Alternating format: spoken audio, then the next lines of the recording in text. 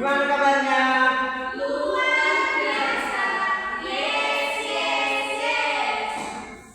Nah, sebelum kita mulai pelajaran kita, yang buat dua Kakak Unjuk, David, sama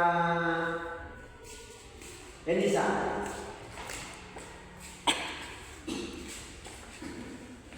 Sebelum kita mulai pelajaran kita bernyanyi hari ini 1, 2, 3 ya.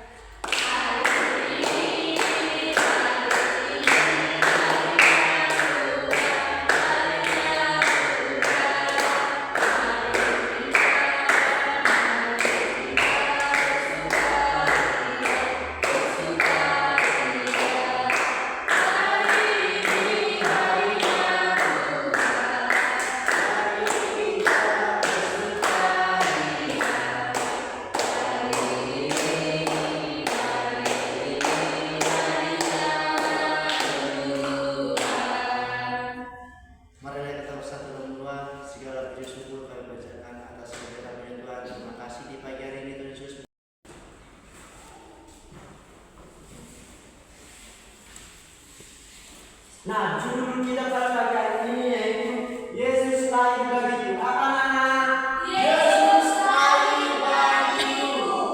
Nah, sebelum kita lanjutkan pelajaran kita, di sini Bapak mau nanya nih, mengapa Yesus mau lahir ke dunia sebagai manusia biasa dan bukan sebagai raja yang kaya dan kuat? Siapa tahu? Karena ingin menyelamatkan manusia, Pak, makanya Yesus lahir, Pak. Iya. Yang kedua, apa makna kelahiran Yesus bagi hidup dan keluargamu? Juru selamat, Pak. Tanda kasih besar, Pak. Apa Anissa? Tanda kasih besar, Pak. Yang ketiga, bagaimana perasaanmu ketika mengingat bahwa Allah begitu mengasihimu sampai mengutus Yesus Kristus ke dunia? Saya merasa bahagia, Pak. Baru yang lain, apa itu? Sukacita. Yang keempat, apa yang dapat kamu lakukan untuk meneladani sikap Yesus rendah hati dan penuh kasih? Mau menolong orang, Pak. Ya, baru Mau mengasihi teman, Pak. ya bersikap rendah hati, tidak sombong. Mungkin dulu bukan, Pak, caranya itu, Pak, ya melayani Tuhan, berterima kasih pada Tuhan, gitu, Pak. Ya, perbuatan baik. Bagaimana kamu bisa menunjukkan sukacita Natal bukan hanya saat perayaan tetapi juga dalam kehidupan sehari-hari? Nah, perayaan Natal itu yaitu menunjukkan sukacita Natal dengan hidup penuh kasih.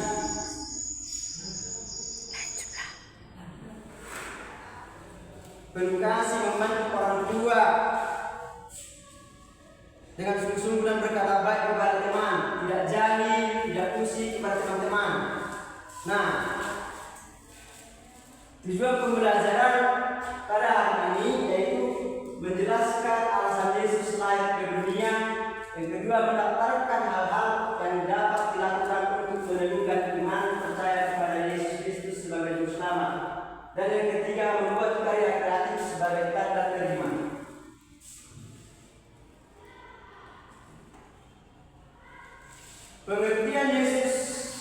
Pengertian kelahiran Tuhan Yesus.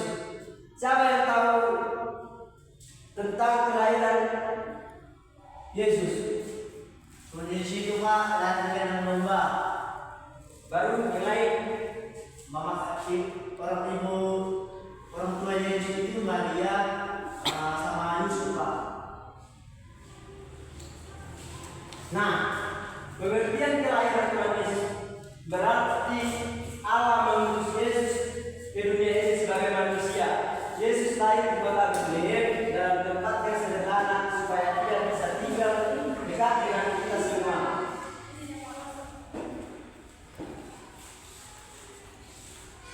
Melalui kelahirannya, Yesus datang membawa kabar baik, kita disayangi oleh Allah dan kita dapat hidup dengan penuh harapan dan damai. Di sini ada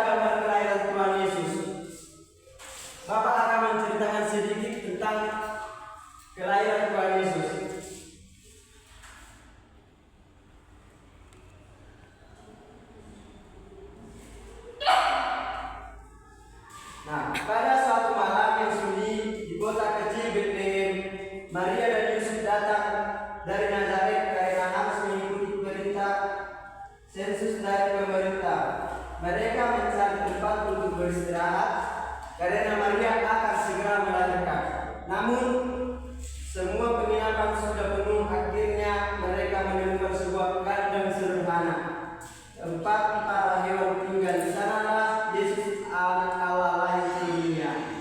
Maria membungkusnya dengan kain dan membaringkannya di palungan tempat makan ternak. Di langit bintang bersinar sangat terang, tanda bahwa Juru Selamat telah lahir. Di padang rumput para gembala sedang menjaga domba-domba. Mereka tiba-tiba malaikat datang dan berkata, "Jangan takut, hari ini telah lahir bagimu Juru Selamat, yaitu Kristus Tuhan."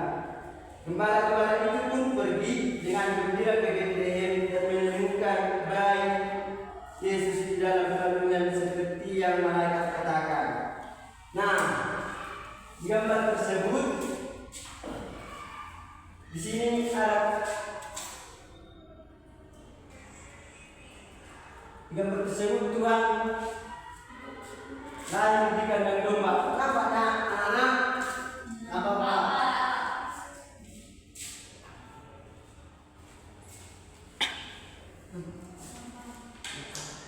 Nampak, Pak.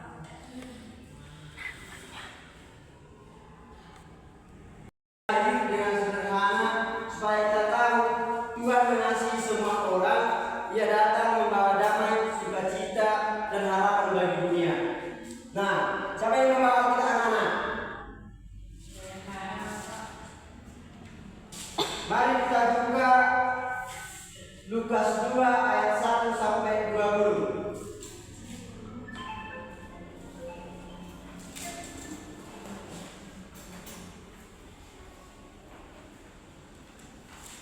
Sudah dapat anak-anak? Nah, kita membaca secara bersama-sama. Kelahiran Yesus. 1, 2, 3. Kelahiran Yesus. Pada waktu itu, Kaisar Agustus mengeluarkan suatu perintah menyuruh mendaftarkan segala orang di seluruh dunia. Inilah pendaftaran yang pertama kali diadakan sewaktu Quirinius menjadi wali negeri di Syria. Maka pergilah semua orang mendaftarkan diri masing-masing di kotanya sendiri. Demikian juga Yusuf pergi dari kota Nazaret di Galilea ke Yudea, ke kota Daud yang bernama Betlehem, karena ia berasal dari keluarga dan keturunan Daud, supaya didaftarkan bersama-sama dengan Maria, tunangannya, yang sedang mengandung. Ketika mereka di situ, tibalah waktunya bagi Maria untuk bersalin, dan ia melahirkan seorang anak laki-laki, anaknya yang sulung, lalu dibungkusnya dengan lampin dan dibaringkannya di dalam palungan, karena tidak ada tempat bagi mereka di rumah penginapan. Di daerah itu ada gembala-gembala yang tinggal di padang menjaga kawanan ternak mereka pada waktu malam. Tiba-tiba berdirilah seorang malaikat Tuhan di dekat mereka, dan kemuliaan Tuhan bersinar meliputi mereka, dan mereka sangat ketakutan. Lalu kata malaikat itu kepada mereka, "Jangan takut, sebab sesungguhnya tadi itu sudah diceritakan tentang kelahiran Yesus." Dan Bapak juga sudah menjelaskan kan Sudah, Pak. tentang cerita sedikit dari kelahiran Yesus. Nah, Bapak mau nanya nih, kenapa Yesus lahir di kandang? Siapa yang tahu?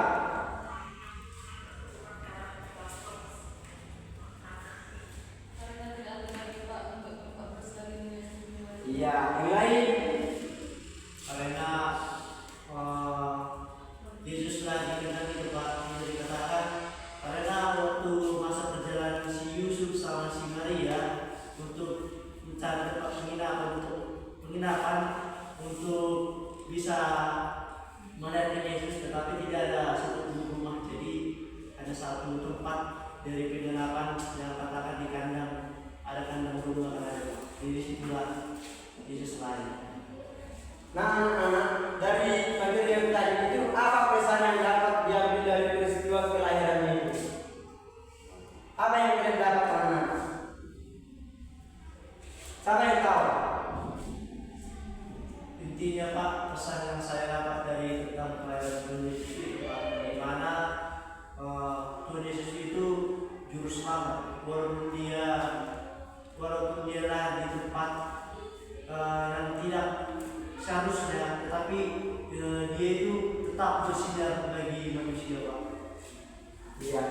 Bapak akan menambahkan sedikit, yaitu kita harus merendah hati, bersyukur dan saling mengasihi. Yesus lahir dengan sederhana untuk mengajarkan bahwa kasih dan kebaikan lebih penting dari kekayaan atau kemewahan. Kita juga diajak untuk menyambut Yesus dalam hati dengan penuh sukacita dan kasih.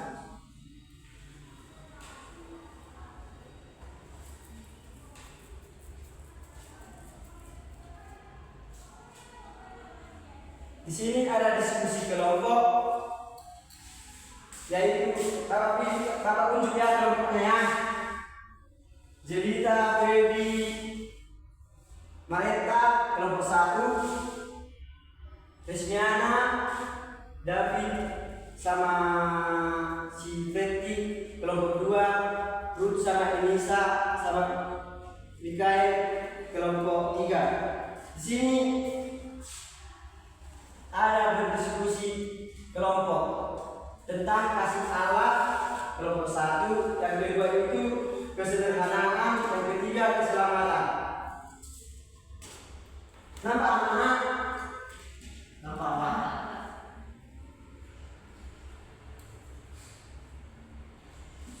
Oke, silakan dikerjakan anak. Maksudnya itu gimana, Pak? Apa yang itu, Pak? Menemukan makna iman. Kasih Allah yang pertama itu contoh kasih Allah.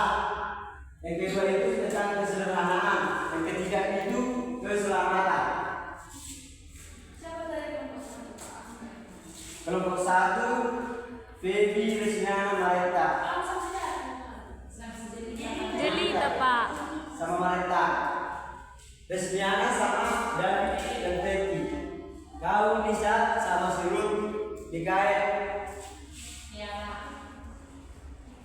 Sudah dapat Pak? Kami Pak berputar. Sudah. Sudah Pak. Maju. Betty.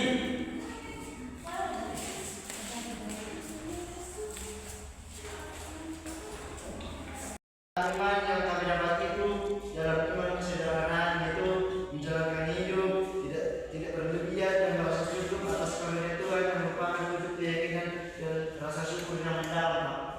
Tepuk tangan sama kelompok 2. Makasih Pak. Kelompok 1 siap?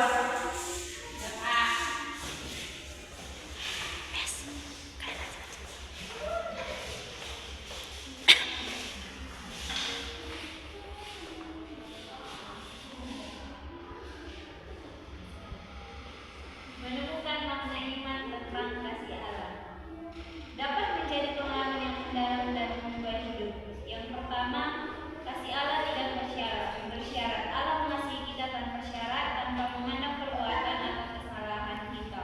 Yang kedua, kasih Allah dinyatakan melalui Yesus Kristus. Yesus Kristus adalah contoh nyata kasih Allah yang rela mati di salib untuk menebus dosa-dosa kita. Dan yang ketiga, kasih Allah membawa pengampunan dan pemulihan. Melalui kasih Allah, kita dapat menerima pengampunan dan pemulihan serta memiliki hubungan yang baik. Dan yang keempat akan dibacakan oleh kawan saya Jelita.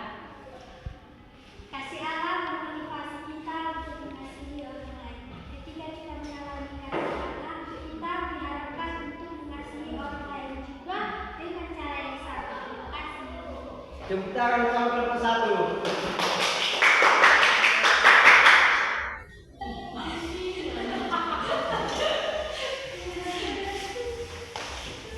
Baik, kami sedang menjawab menemukan makna iman keselamatan. Keselamatan adalah anugerah Allah. Dalam iman Kristen, keselamatan bukan hasil usaha manusia, melainkan pemberian Allah melalui Yesus Kristus, seperti yang tertulis dalam Efesus 2 ayat 8-9 berkata, sebab karena kasih karunia kami diselamatkan oleh iman, itu bukan hasil usahamu tetapi pemberian dari Allah. Berikan aplaus sama kelompok 3.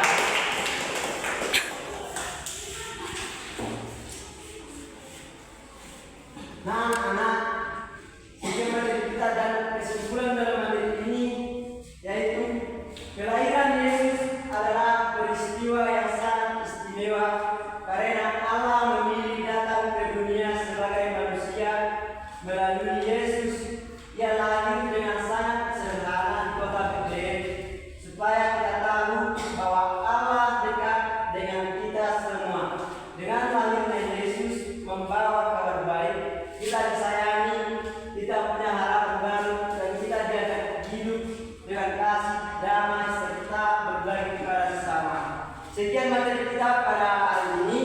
mari kita berdoa.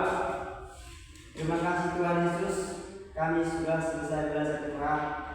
Tuhan, berikanlah kepada kami Tuhan jawaban Tuhan untuk pengajaran dan dididik Tuhan. Tuhan Yesus, kami ingin pulang Tuhan, lindungi kami di perjalanan. Dan juga anak didik kami Tuhan, berikan mereka kebenaran Tuhan. Terima kasih Tuhan Yesus. Amin.